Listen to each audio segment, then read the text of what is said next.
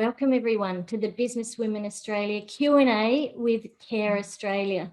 I've been so excited about this Q&A, and we've had a lot of planning and some chats along the way. So I've had the beautiful opportunity of meeting the CARE Australia executive team that are on board with us today. So it's going to be a really great insight into the work of CARE Australia, and also to hear some of their ideas about what we can do to really help in their mission to really help the world with some of the biggest issues that they're facing, particularly at the moment, with regard to defeating global poverty and supporting women to create lasting change in their communities around the world. I'm Lynne Hawkins. I'm the National Director of Businesswomen Australia. A lot of you on this call today know me very well, and we have some beautiful new faces here that are going to be joining us in this conversation. So welcome to everyone. We're all so busy and life is crazy, I know, and we're from all around Australia. And before we start, I'd really like to acknowledge that we are meeting on beautiful sacred land. It's been lived, it's been danced, and it's been celebrated on for 60 to 120,000 continuous years around Australia.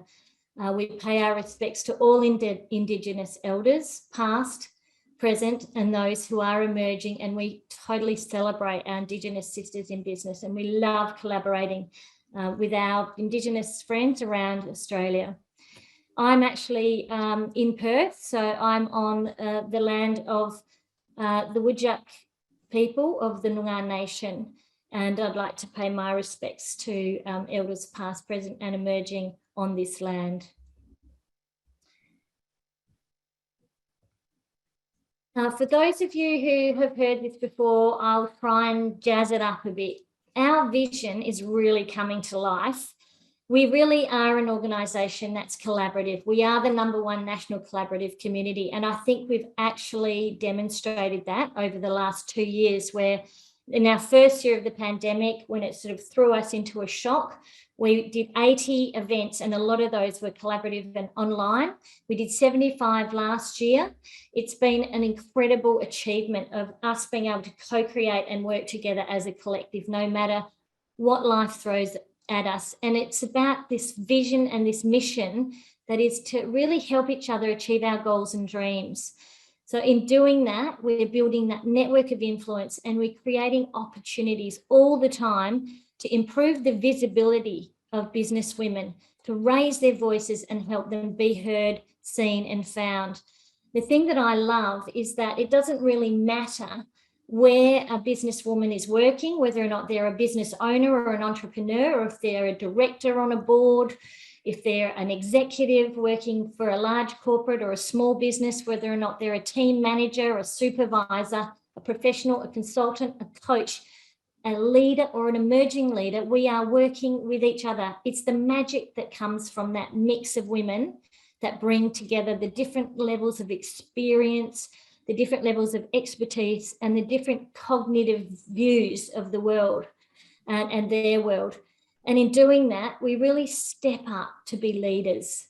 So one of the key areas that we've really focused on in the last 2 years in particular has been on our leadership development. And we really believe that leadership starts with self. So personal growth and personal understanding, and being able to really become aware of ourselves as a human, and in terms of our relationships with each other, is really the core of leadership, in terms of being able to then recognise leadership as not being a title, but being a mindset. Business improvement, influence and profile is also obviously a very important part of our core vision and our mission. And in doing that, it's about connecting and really collaborating and co-creating with each other. So being connected is one of the reasons why we've loved being able to have these hybrid opportunities where we've been able to meet online as well as in person when we can. Our values were built right at the very beginning when we made the decision many years ago to build a national collective. We thought about what are our shared values. what are the things that we really hold dear to us in terms of what it is to be representative and a leader in the Business Women Australia community. Courage and honesty, I think, is the one that's really shooting out at me this year. To be truly courageous and honest is really what it is to be authentic, I think, and to be able to lean into each other and to ourselves in terms of challenging, where it is that we want to really embark on the truth and work on the areas that we need to work on. I've always tended to be known for my positive energy and optimism, but I'm also recognising that there are times when the truth and the realities of life aren't always inducive to being so positive, and that's okay too. So around that consciousness of being and our mindfulness of being is really a part of our core values. So if this kind of community really resonates with you, there are clearly a lot of benefits of being a part of this. It's a professional sisterhood. It's one where together we do really make a bigger difference. The connections and the friendships that I've made all around Australia is really what I think is the greatest benefit of Business Women Australia. But by becoming a member, you can actually get access to a lot of discounted events. There's workshops, there's accreditations, you get a directory listing, and depending on what level you are, we can really collaborate with you at raising your profile. We could not do what we do without these collaborative partners. They are phenomenal.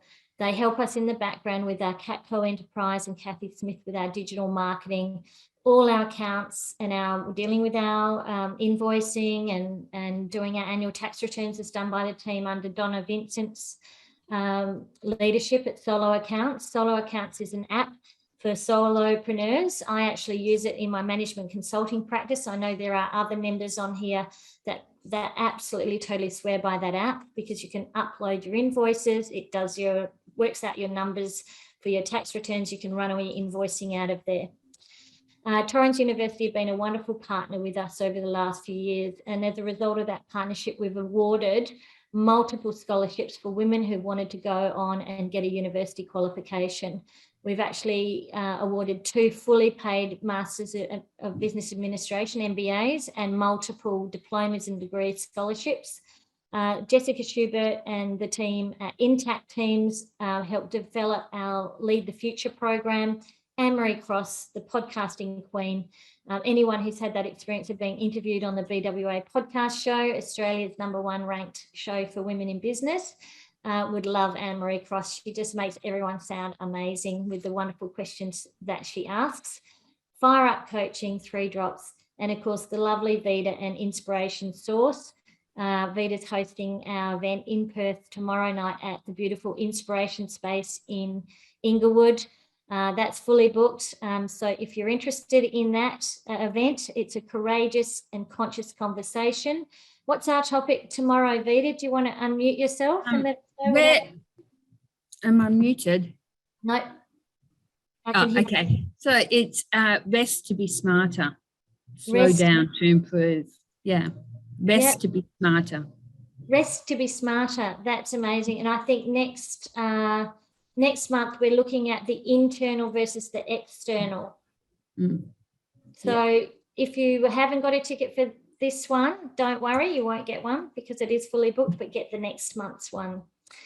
Our accredited courses for coaching was really we went on a bit of a journey really looking at who was the best in Australia at doing the ICF accredited coaching courses. And we were introduced to Kathy McKenzie on the Sunshine Coast for one of our leaders over there, and it's phenomenal. I've actually almost completed my assessments for my Cert 4 in coaching and mentoring, and I'll be starting my diploma. So if you've got any questions, feel free to reach out to me about that course. They are 6 months and highly intensive. There's a lot of hours of coaching and a lot of hours of assessments, but it's definitely worth doing, and it's not unachievable. I'm a very busy woman and I'm actually getting through it, so I would recommend it. We also do offer the Business Foundations course that was designed by Anne-Marie Cross. That's available on our website, and there's a code there to use as the community member of Businesswomen Australia, as with Disc Flow accreditation. So the dates for Disc Flow accreditation are on the website. That's coming up in March. A lot of ladies on this call are probably aware of the DISC. It's behavioural profiling, which helps teams understand each other and helps create a common language in terms of talking and working together with diversity in your groups. Disc Flow is a great one to update, or if you haven't done a DISC accreditation, just do the Disc Flow, because it brings in the emotional intelligence aspects and understanding how that those differences can be understood to be more productive as a leader and for your teams in terms of their performance. We welcome your involvement. We'd love for you to join. There's no pressure at all to become a financial member, but we love it if you do. All our events, there's a ticket option for people. You can be considering membership for as long as you like. We don't go chasing you up. If you're not in a financial position to be able to join, we wouldn't want that to be a barrier to not coming on board. So we want to see everyone. If you're interested in what the different levels have, feel free to reach out. So there's lots going on. We're loaded across all these channels. We have a LinkedIn group. We've got company pages, Facebook pages, Twitter. We're on Instagram. Our digital team is very busy. And so if you are interested in anything, or if you've got ideas that you'd like to push past me for collaborating, lynne@businesswomenaustralia.com.au. I'd love to hear about what you're up to. Have a look at our calendar on the website. It is loaded with things. The next online ones, we have the business contracts Q&A with Meryl Stedman, who's a partner at Mills Oakley. We've run that in person, and we were asked by our community to do something online. So that will be live streamed across YouTube, Facebook and LinkedIn, and it will be recorded and made available on our website. Our online community hub kicks off on the 21st of February. So every Monday for 6 months, Kerry Nobes will be facilitating that group. I think it might be almost full, but jump on there, and if you are interested in being a part of that online hub, it's a peer-to-peer support program. Our various chapters around Australia are obviously starting to meet in person, so have a look at that if you're in those areas. And of course, we've got not up here, but we do have the Bunbury chapter soiree that's hosted by Julie Broad. That's the 25th of February, isn't it, Julie? Yep, she's saying yes. Yep. And that'll be hosted at Julie's beautiful home. Thank you, Julie. That's just gorgeous. And the wonderful Joe Bradbury is going to be sponsoring that with 3 Drops Wine. How gorgeous. Next March online is Leadership Lessons from Sportsmanship, the amazing Dr. Sasha Fulton, who is a sports scientist. She's actually worked with and coached Olympic team members, and she is actually doing a lot of work in corporate as well as in sports management. So that's really going to be a great online webinar as well. So we'd love to see you all. So without further ado, I would love to introduce the wonderful panel of CARE Australia, Suzi Chinnery and Hayley Conway. And we also have a little bit of help, I think, in the background from Penny Larkins. So Suzi is the Head of Capability and Impact at CARE Australia. I'm sure you all had a little bit of a look at Suzi's background. It's very, very impressive. And she actually looks after the program strategy at CARE. Hayley is an absolute professional in the public affairs and engagement side of CARE Australia. She leads that team there. And Penny is actually co-hosting with me today in the background. I'll be sorting out some breakout rooms when we get there. And Penny is in the marketing, and she's a marketing coordinator at CARE Australia. And we have so many other women from CARE Australia. Ladies, what I'd love is, while we're actually kicking out, I'd love for you all to jump in the chat box. Everyone, pop in, say who you are and what your business is. And it would be a really good idea for you all to make a note of each other so that you can connect to each other on LinkedIn, because a part of being on a Businesswomen Australia webinar is that we all love to build our networks. This is an influential network sitting here right now. The ladies in this room are phenomenal, and I think we might even have a couple of guys who have been very brave and wonderfully joined us. All our events are open to any gender, whatever you identify with, and that is awesome. Everyone's welcome. So I will stop sharing this, and I am going to kick over to my first question. Oh, actually, I think did you want to record a video or play a video, or Penny, did you decide that you were going to do a video, or will I kick off with a question? Yes, we've got a video to play. If you'd like me to, or Hayley, would you like to introduce that first? Take it away, Penny. Beautiful. So this is just a nice little introduction to CARE Australia. So I'll just share my screen with you now.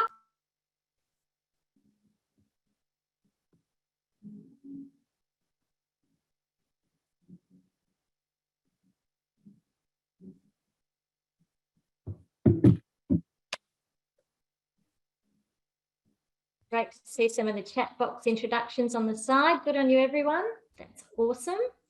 Katie Richmond's over here, joining from, let me say that correctly, Camaragal, Chief Development Director at Good Return. Kelly Winrose, EOS IT Technology Provider. Good on you, Kelly. She's provided her website there. Danielle Dobson, gorgeous to see you, Danielle, Director of Code Conversations and author Breaking the Gender Code Book. Hi from Thurul, is that how you say it? You guys can fix me out later about my pronunciations.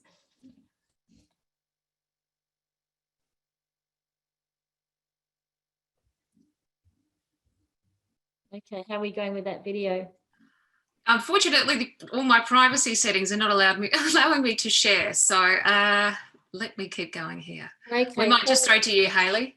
We will, and we'll run the video maybe as a closure. See how as you go. As a closure, yes. Auntie, lovely to see you here too. She's been working as a project manager at Movember for 7 years. She's about to begin as a high school program manager at Zero to Hero back here in WA. So welcome. And we've got, of course, Julie Broad, who's our chapter leader in Bunbury. She has, she's actually a serial entrepreneur. She's got a couple of amazing businesses. One in helping resilient and healthy businesses using the Adapt by Design program. She's also a consultant to the IPS Foundation to help set up food literacy and social enterprise in the Pilbara region. So she's very interested in what we're going to be talking about today. So have a look at your chat room, everyone, while I throw across to Hayley. So tell me, Hayley, what's CARE Australia's Her Circle campaign? And tell me, what does it do? What has it got to do with CARE Australia? It's not something that I would have normally sort of associated with CARE Australia. Okay, great. Well, thanks for having us, Lynn. I am really excited to be here, and I am coming to you from Bunurong and Gunai-Kurnai country. So that's South Gippsland in Victoria, for those of you who aren't familiar. And yeah, super excited to talk about Her Circle. And this is actually the first, I want to call it the world premiere event for the Her Circle campaign. So really thrilled to be able to do that with all of you. So CARE Australia works to defeat global poverty by supporting women to create lasting change. So similar to the values that you've talked about for Business Women Australia, these are the values that CARE is built on globally. So thinking about how can women work together, empower each other, create lasting change in their own communities for the betterment of everyone. So we work in partnership with local community leaders to prepare for and respond to and recover from, so what we call a full cycle of humanitarian crises and shock. So a lot of you may have seen recently in the news the horrible news for Tonga, where there was a volcano that also then caused a massive tsunami and ash to go everywhere all over the island. So literally affecting everyone. And in an emergency like that, CARE works with those communities to prepare, to respond, and then to recover afterwards. And that's the phase we're moving into now, between that sort of response and recovery phase in Tonga. And we support people to determine their own futures by challenging the really unjust systems that keep people in poverty. You know, I think that there's a lot that that we can achieve by working together and through doing lots of hard work. But we also know, I think, that sometimes systems also really hold people back from taking absolute advantage of opportunities. And so CARE's work doesn't just say, how do we provide individuals with opportunities, but also how do we also make sure that systems support people to step up together. And so that's what CARE's work is all about. And the Her Circle campaign is really built on that idea that for every individual or one woman that is lifted out of poverty, she brings another 4 people in her circle with her. And that's a really powerful multiplier. So we want to be shining a light on the issues that are faced by women across Asia and the Pacific region. And that's the focus area for CARE Australia, is, you know, the people who are nearest to us geographically, culturally, and really just saying, you know, this is the region that we live in. We're exposed to the impacts of climate change in a way that Europeans and Americans and Africans and others may not be. And our experience is unique, if only because of the time zone. So, you know, we're really looking for how do we work with people in our region and the women in our region to share and discuss the reasons that women here might be more likely to live in poverty, but how women are also the solution to that. So yeah, we're using Her Circle as an opportunity to provide opportunities for better conversations. So leveraging International Women's Day, which I know many of you are planning for, and to get people thinking and talking more about gender roles and the impact that they can have on the way that we engage with society and community. Yes, so that it's incredible when you really think about that multiplier effect, where, you know, really helping one woman, then it just has such a massive impact, you know, 4 times the impact.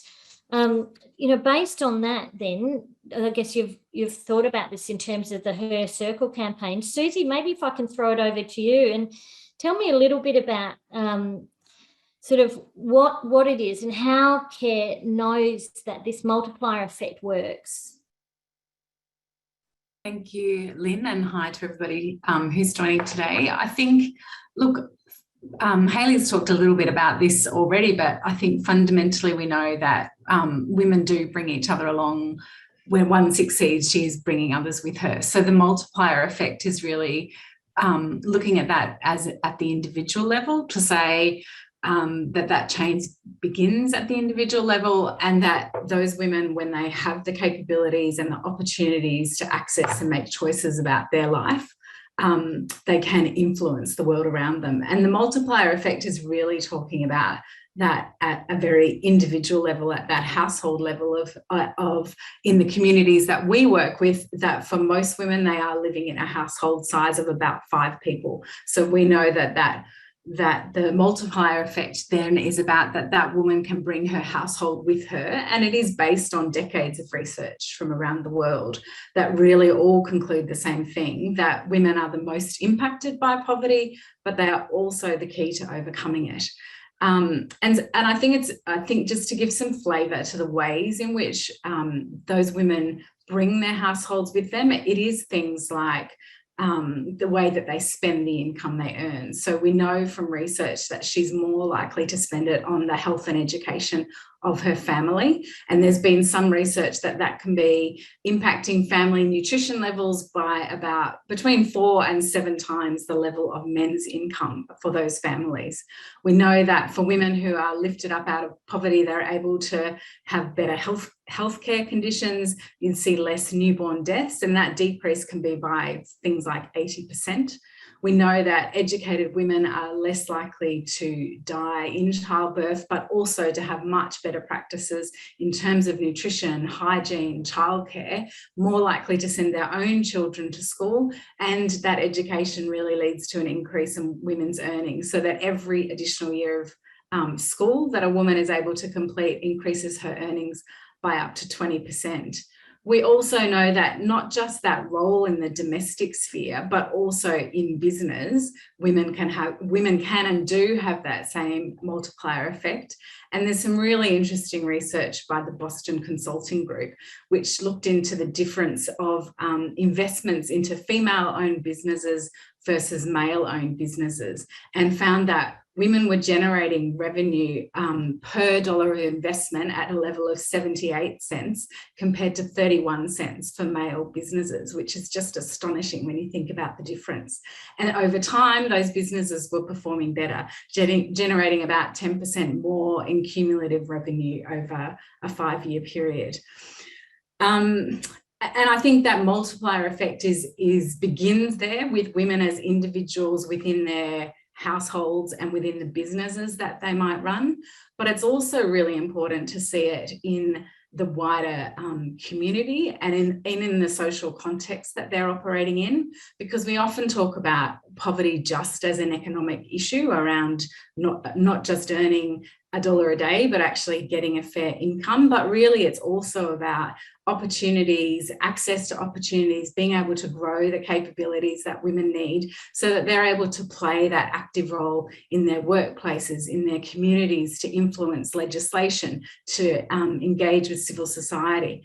And so we see also a multiplier effect beyond that, that really starts to say women bring other women with them in much greater numbers in those other spheres, and that's pretty compelling when you start to think about what that looks like at a system level or a society level.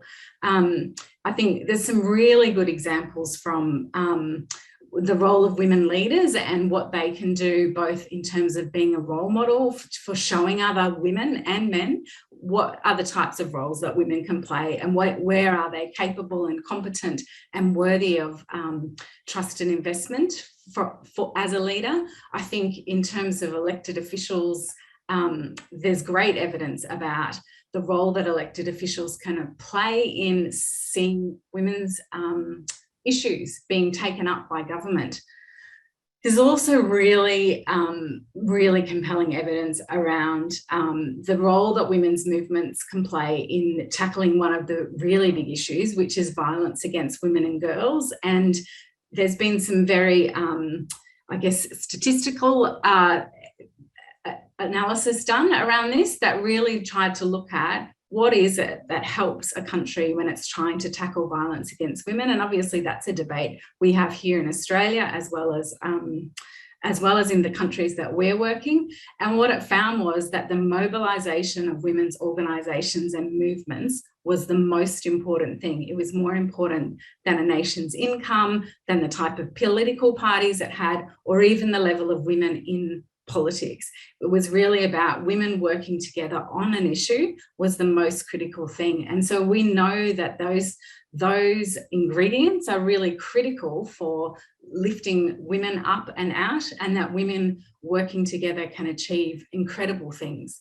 I think some of those achievements we see is things like peace agreements being more likely to last if women have been engaged in them, which seems obvious, but also is something that really doesn't happen. It happens a lot that women are excluded from things like peace agreements or from decision making about how a policy or a legislation is going to take place. I think we've also seen that the modelling done, I think, by the World Economic Forum looked at what economies would look like if all women were able to fully participate in them, and found something like a 26% increase in GDP would be possible if women were more able to participate fully in economies. So I think that those sort of multipliers are at all of those levels are really talking about that individual, household, family space, the women in her business, but also the collective effort of women together as they try to address issues or try to engage in things like politics. I think for CARE, our work then mirrors what we see as really critical for building that multiplier effect. And so we try to work at those 3 levels as well, working with individuals. And a lot of that is about saying, we know that women themselves need the knowledge and the skills to be able to work in these spaces. So things like confidence, understanding what your rights are, how to advocate for yourself, having that knowledge and skill to do that, those are all really critical foundational pieces that women need. And that's some of the work we try to do in our programs. But we know that's not enough, that doesn't address that systemic issue of we've got this law that might discriminate against women, or we've got an issue around women not being able to leave their houses, and that's preventing them from accessing economic opportunities. So what we also do is work around those interrelationships between households, between communities, and also at the level of government, to say all of those things together are needed to help bring women along, to give them a chance to achieve their own income, their own sense of economic empowerment, as we would talk about it. And I think that is increasingly recognised if we look at global spaces. So something like the Sustainable Development Goals, when they came into effect, gender equality was recognised as an enabler and accelerator across all the SDGs. So although there is gender equality in Goal 5, it's actually seen as a platform for all women's empowerment, because it's just so critical to those different aspects of life that I've just talked about. Yes, Suzi, you've covered so much in that. You know, I mean, the statistics obviously are really heartening, and we can see the power of really making a difference by one woman and being able to give that one woman the opportunity to make a difference. I'm sure that, you know, as you were speaking, we're all thinking about our own experiences where one woman has actually made a difference in our own lives. If anyone wants to share in their chat room an example of how in their own lives, or something that they've seen or experienced where an impact or support for women has actually had a multiplier effect, please go ahead and share that in the chat room. And while you do that, I've Penny's very kindly given me this the CARE Australia link. I'm going to share this with you now. From birth, women and girls face barriers that men don't. From lower pay to surviving the climate crisis, they bear the brunt of poverty. But they're also the solution, because when one woman escapes poverty, she brings another 4 people with her. And that's a powerful multiplier.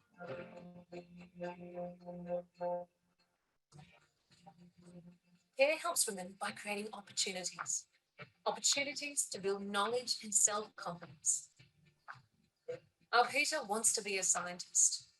Ms. Rawati dreams of starting her own business. And Melina finally has control over how her family's money is spent. We create opportunities for women to become leaders, because when women lead, everyone benefits. Rosalind leads her community to fight for survival in our changing climate. Emily builds safer homes for her neighbours to withstand cyclones. And women in Shea Drums District feel safer now that she has their backs. For themselves, for their communities, and for a fair world, we support women in their fight for justice. Because all a woman needs is the right opportunity, and she'll leave no one behind.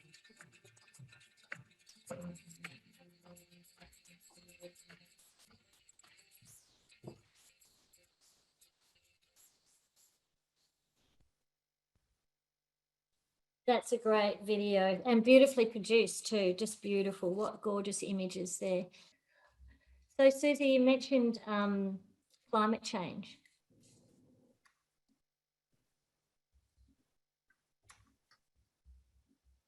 Yeah, so I'll just jump in on, so CARE, obviously, as I mentioned before, we work a lot in Southeast Asia and the Pacific, and you know this part of the world which is deeply impacted by the effects of climate change, and already starting to see very serious effects. And I think when you consider that so much of the Pacific is low-lying islands, and it's exposed already to cyclones, where we're starting to see really strong evidence that climate change is increasing the frequency and the severity of cyclones and other kind of severe weather events. And those are what we call rapid onset, so something that comes at you fast, hits you fast, goes again, but also slow onset disasters, so things like droughts, so running out of water or crops failing, and the kind of ongoing impacts of that. And so when we think about all of the things that help alleviate poverty, access to food, access to a reliable income, all of those opportunities are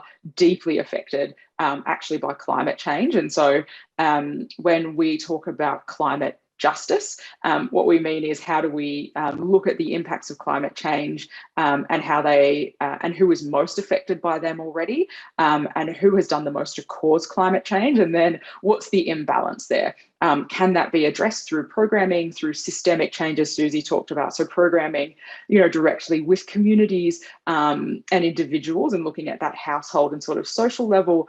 And when I say systemic change, I mean, how do we change policy? How do we affect the decisions of governments? So all over the world, and even things that, like, how do corporations operate? How can they do things in ways that are, really bringing the people who are most affected to the center of those decisions, and saying, yeah, we can both do good business and we can support people. And those two things don't actually have to be at odds. So climate justice is really about who's most affected, who's done the most to cause it, and how do we make it a bit more fair? And that's climate justice for us. And Suzi can talk, I think, a bit more about the different ways that we've been able to integrate those things.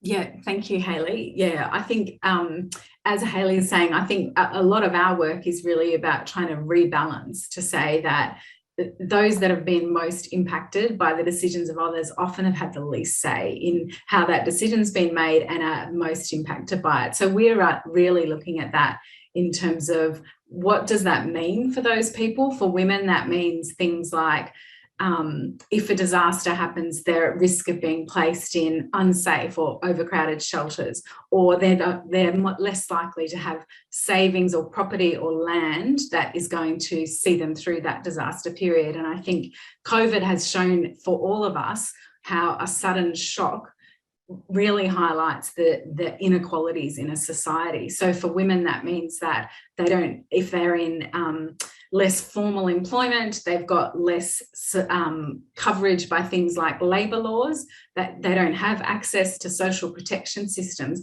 They're incredibly vulnerable. There's other issues, like, which we've also seen with COVID, around things like violence against women. And we know that that is generally increases in the time of natural disaster, but we've also seen that ourselves with COVID, where we've seen that shadow pandemic of violence against women. So those are some of the issues that we're starting to look at when we're thinking about how do we rebalance that so that women are able to have better and more just outcomes in the face of that. I think one of the statistics that gets shared a lot in our sector is that women are 14 times more likely to die or be injured in a natural disaster. And that actually comes from research that was done in Bangladesh in the early 90s when a cyclone hit. And the finding at that time was that there had been 14 times more deaths between women and men. And that had largely been to this very invisible force of the social norms that women are living by, which meant that they were supposed to stay at home. They couldn't go to cyclone shelters, or if they could, they had to wait for a male relative. They had to be appropriately dressed and so on. And so all of those concerns around meeting the PERDA requirements of a society and privacy led to much higher death rates. Bangladesh has done an absolute ton of work since then around disaster preparedness, and so those rates have dropped. But still, in early 2000s, one of the cyclones that hit still saw a rate of 5-to-1 difference of deaths between men and women. So although we can do a lot to address that, and I'll talk a little bit about what CARE does, we still have those fundamental aspects of the difference in who has access to resources, who's at the decision making, that are really leading to some of those negative outcomes for women.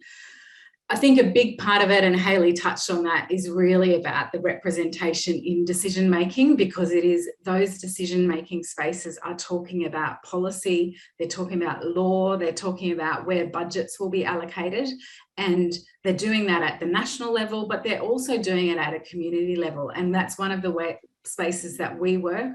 We know that from our work in Vanuatu, doing a disaster risk reduction program, which really looks at saying, how do we look at the potential disaster that might hit this community, and how do we in advance plan for that? When we brought women into leadership roles with that, we saw better outcomes for them, because they were informed in how the decisions were made, how the resources were allocated, but they were also much more educated and involved in what are the likely impacts? What do we do if a cyclone is coming down? How do we protect women, children, elderly? How do we get all the people to shelters? And so bringing those women into those spaces really makes a difference in terms of the impact of the planning. And we know we've seen that from evaluations of work in Vanuatu, which compared communities that had that focus on women's leadership in a climate emergency compared to those that hadn't. And they had the communities we were working with had much lower rates of destruction, injury, because we'd had all of that preparation and had that full community involvement in those disaster planning spaces. I think the other side that often gets talked about less, but is really equally important, is how women can also benefit when we talk about rebalancing, benefit from where society is going and where business is going in relation to responding to the impacts of climate change or preventing further impacts. And that's looking at things like the clean technologies and energy supplies, and really starting to say that we know that clean technology is an important part of the climate change solution, but often women are left out of it. It's seen as a male industry, perhaps, or because it's involving technology, it's not seen as a woman's space. And yet a lot of those technologies are really things that women are using or benefiting from or have the potential to. And so part of it for us is looking at that and saying, how do we bring women into that clean revolution so that they are able to benefit from that, and we're not reproducing that same old system of exclusion and then them not having a seat at the table.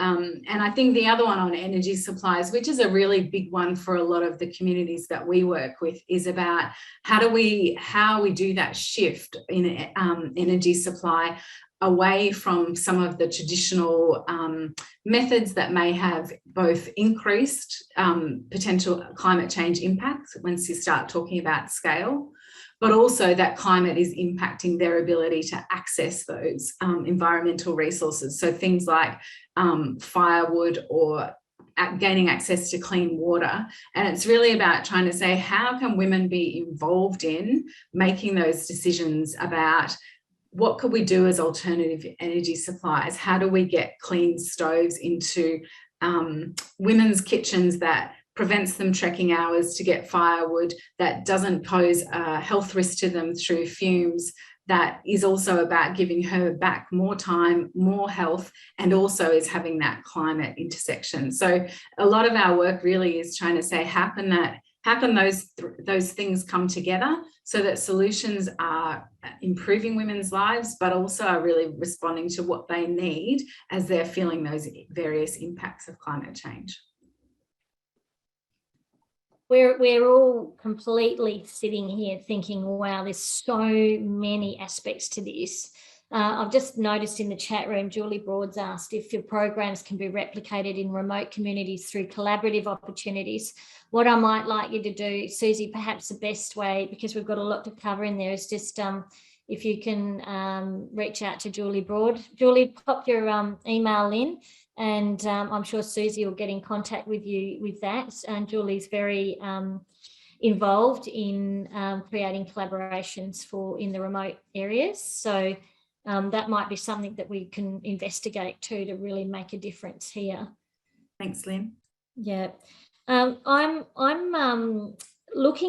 thinking about the fact that, isn't it interesting that today at the press club, Brittany and Grace are speaking, and I think, all the experiences that happen to one woman binds us all as women. Whenever we see any violence or any issues or, death, over here in WA, we're mourning the loss of 2 beautiful children in a domestic violence situation.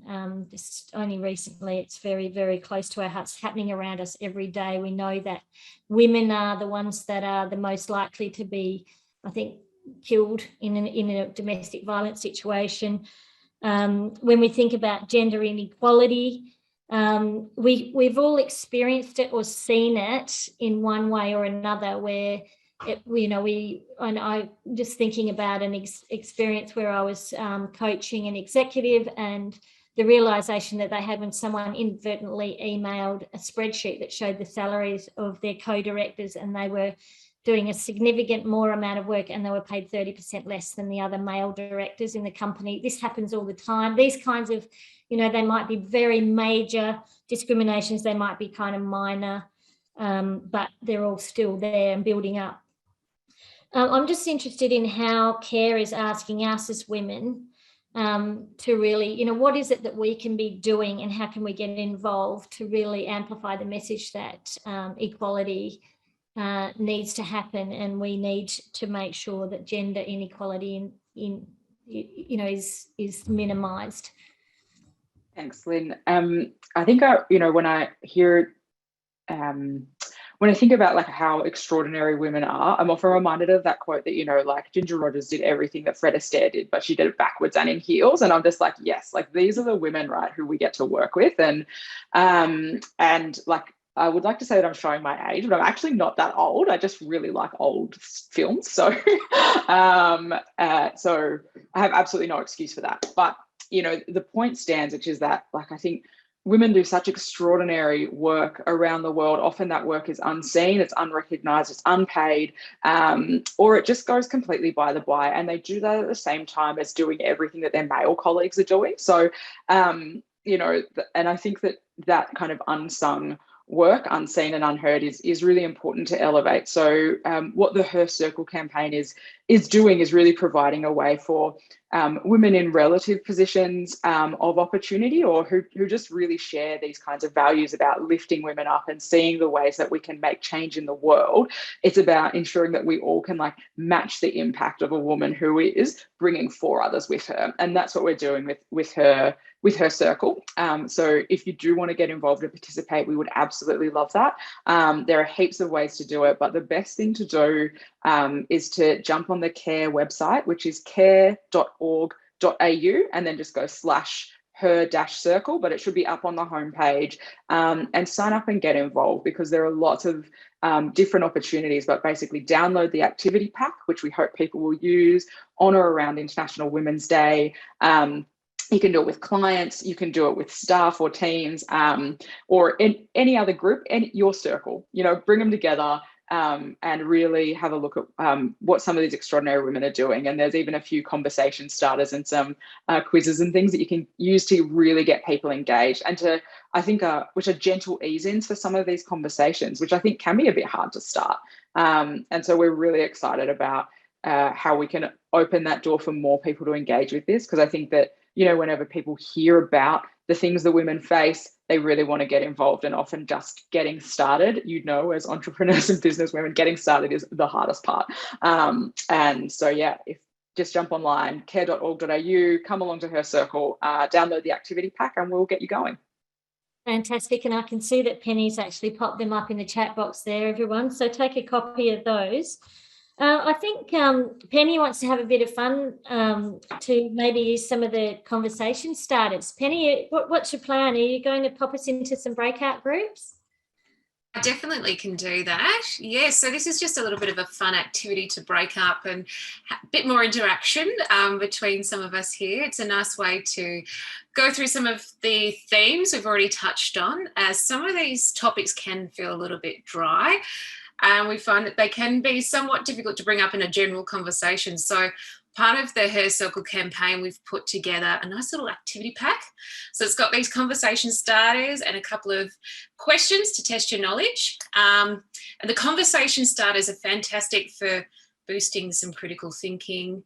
And they're also linked to some interesting and relatable themes. So perfect for discussing within some work communities or teams, or even just over a cup of coffee or a wine with a friend. So I'd love to break everyone out now into 4 groups. So if possible, it would be amazing if we could jump off mute, or even turn the cameras on if you're dressed for the occasion, of course. If you're still in bed, don't worry, you can just unmute yourself.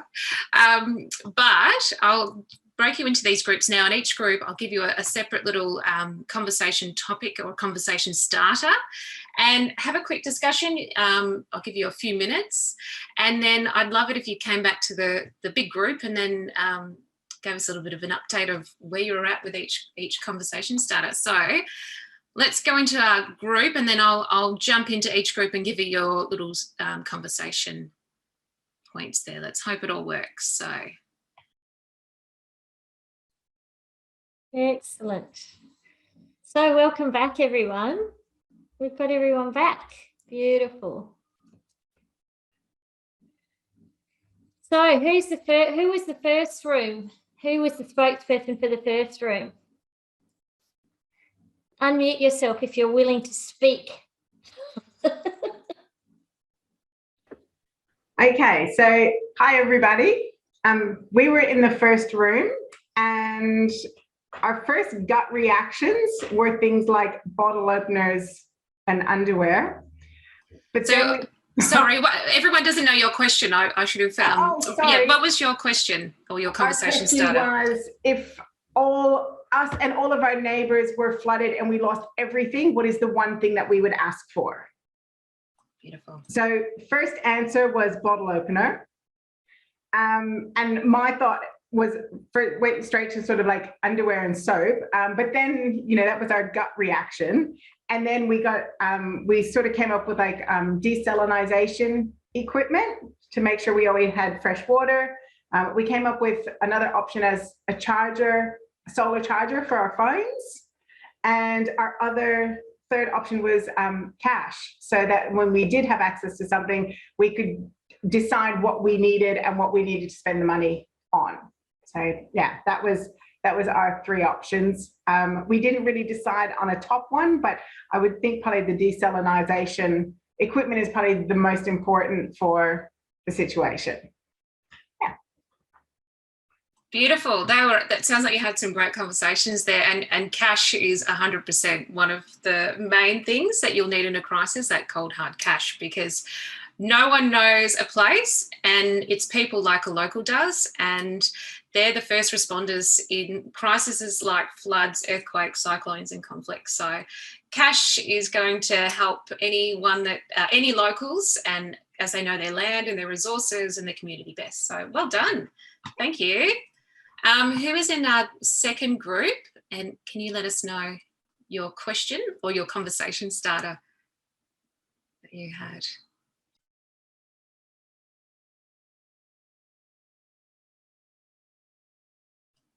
Do we have a representative from group number 2? I don't think we decided. I thought it was Melinda, but maybe I was wrong. I stepped back because I work for CARE, so I let someone else have a go. We didn't nominate. I'm not sure. Kelly, do you want to go, or Carrie? You go, Julie. You're all over. Yeah, you go, Julie. It's all you. Oh dear. What was your question, Julie? Oh gosh, I've even forgotten that. 20 people. Now we didn't. Yeah, 20 people were. I can help you out trapped? if you like. Yeah, but you're trapped for 5 days with 20 people. We were trapped for 5 days. 20 people. So we decided to be creative. We decided that. Now, Carrie, can you speak to your I just had my granddaughter who I had to do something with at the time that you were speaking. So would you mind just sharing with what you presented? Or was that directed at me? Yes, please. Sorry. Yeah. No, what I'm saying is I had done some Myers-Briggs training. It was interesting when we divided one of the personality traits into 2 groups, and we gave them a box that one of the groups just opened the box and distributed it evenly, and the other group said, well, who's the oldest, and decided to give it to the person who is the oldest. And so there's some level of what kind of personalities we have as far as how the distribution would be, and I'm not sure what the right answer would be, but there's probably a level of people who need, more, probably a bit more if they're disabled or younger, elderly or something like that. But then you get the stronger ones who can forage in the forests and have the great skills to go and find the beautiful waterfall with the fresh water and the seeds and everything. Great. And then Kelly mentioned the yin and the yang of having somebody who's very in the group, somebody who's very conservative, somebody who is maybe totally not conservative, and then we talked about being practical, we also decided that we might have a team of people like a bush food, somebody who really is keen on bush food. So we would send them out to start foraging. We would look at creative ways of, it's not just about the food, the rations that we've been given for those 5 days. We would start thinking outside the square and go, okay, well, what else can we add to the food that we've been given? So if there's an opportunity to go and forage, then we'd send somebody who was keen to do that. We assumed that it was a variety of people of gender, and that, yes, we'd look to those people who perhaps were either the most conservative or most practical to go and actually take, I guess, the lead role in how, and maybe just get the contribution from the team on how they would like to look at that 5 days ahead. It sounds like an incredible discussion you've all had just now. Oh, I wish I was a part of that. It's amazing. You've touched on so many points, especially people living with a disability and other marginalised groups that at disaster times they can sort of be excluded from a lot of the preparation and planning. So yeah, amazing that you've touched on those points. And we know that from experience that when women lead, as we've discussed, that everyone benefits. So when they speak, women are speaking not just for themselves but for others as well, and not forgetting about all of those other people that need to be spoken for or need some assistance in some way. So thank you so much. That was amazing to hear that discussion. Group number 3, do we have a representative who'd like to just let us know what their conversation starter was and how that your discussion went? That Beautiful. was me. We had one that wasn't as serious. Ours was a bit of a joke one.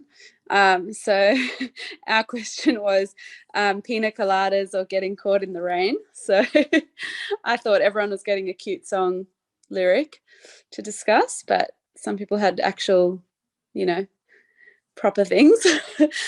So our group was a bit torn. We had one person who didn't like pina coladas, so they would rather get caught in the rain. I definitely would much rather have cocktails. So I think overall they won, but we decided that it was most likely a drink we would order in a tropical holiday. So that sounds... We haven't had for a while, so yeah. Yes, I would agree with that, certainly. Well, this was one of our more creative and fun conversation starters. And the underlying theme there is climate change, climate justice. So basically the pina colada side of the question relates to the staple ingredient, which is coconut. And knowing that basically if you are a pina colada lover, that you won't be too happy to know that the rising temperatures and rainfall changes due to climate change are very likely to reduce coconut production. But if you're someone for getting caught in the rain and, one of those romantic scenes of The Notebook or something like that, you might also be waiting a while, as climate change is making Australia's droughts happen more often, last a lot longer, and unfortunately affect much larger areas. So that was a bit of a climate change question in disguise there, but a good one to bring up. Question. It was a good one to bring up in a little conversation and test at your next dinner party or another Zoom meeting like that. So thank you for that. And our final group number 4, can you tell us what your conversation starter was and how your chat went? I'm representing our team. Sorry, I just have to apologise from the start. I can't turn my camera on because I am driving. I didn't expect this to be interactive. So that's just that. But our conversation starter was around power and privilege, which was a really interesting topic. And we started actually delving into it quite in depth. It would have been nice to talk a little bit longer had we had more time. But collectively, the answers are ranged from quite a few of the respondents there made known that they all felt like they worked in quite a female-dominated industry versus myself. I work in the opposite. So that when they came to the topic of privilege there, they felt a little bit more privileged in being able to speak up and actually talk about relevant issues, whereas for me, I sometimes find I have to fight to get a seat at the table. We also touched on different types of privilege, from gender to where we were born to our education and ethnicity as well. So that was, it covered quite a large topic, and I feel like there's a lot that we could have discussed more. That sounds fantastic. Some hard topics there when it comes to power and privilege. And power is always at play in every interaction we have, even though we may not always be aware of it. It can be both positive and negative. But the main thing that we know at CARE is that in order to defeat poverty and inequality, there must be somewhat of a power shift where people in power can relinquish some of their control and allow other people to take their place in leadership positions. So thank you so much for participating in this little activity. We really appreciate your involvement and getting involved in these conversations. So these are the conversation starters, part of our activity pack, and there are a few more there if you're wanting to download the rest and use them in your own circles, your own community groups, and have some better conversations, get more people talking and thinking about women in leadership, gender inequality, climate change, etc. So thanks for being involved in having that little session with us. Thanks, Penny. And while we've got everyone, I'm just jumping onto the website here and having a little look at this. So here is, can you all see that? That is a gorgeous landing page there, and you can get your free activity pack. That is right there. Gorgeous. Jump onto there. You've got your message of solidarity. You can send a message to share your support. You can grow a circle, follow on Instagram, and of course make a donation to help CARE Australia do this wonderful work.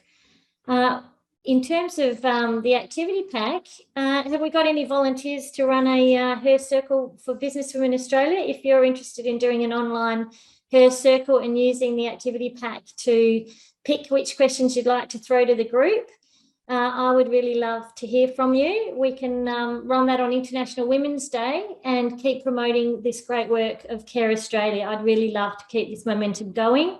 I think that's something that we can do as a community, and so put your name down or send me an email, lynne@businesswomenaustralia.com.au, if you want to host a Businesswomen Australia online care inspired Her Circle campaign on International Women's Day, and we can make those, put it out in the public and see who jumps on board and spend the whole time actually using these fun activity packs and really getting on board. So again, we'd love any of the CARE Australia people to be a part of that if you're around and got time to be that. We'll let you know what time it'll be on and who'll be facilitating it and who'll be hosting it. I think that would be an amazing outcome for today, to be actually put that in place, because it's just such a great idea. And I think obviously just from some of those questions in there that I think we've all realised that there's so much more that we want to talk about. So absolutely brilliant to keep this going. Thank you very much, Suzi and Hayley, for so much in-depth information that you've provided. For Olivia and the rest of the crew here on from CARE Australia, Melinda, Maeve, I probably missed a few. Look, you're amazing. The women that are working and the men at CARE Australia that are making a difference around the world.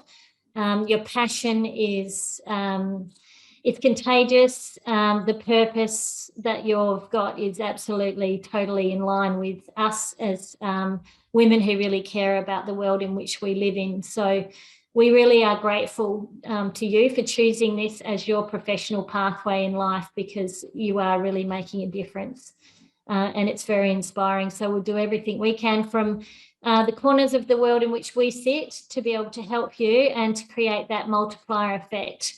For every one of us here, if we can lift and involve 4 other women along the way, how amazing that is.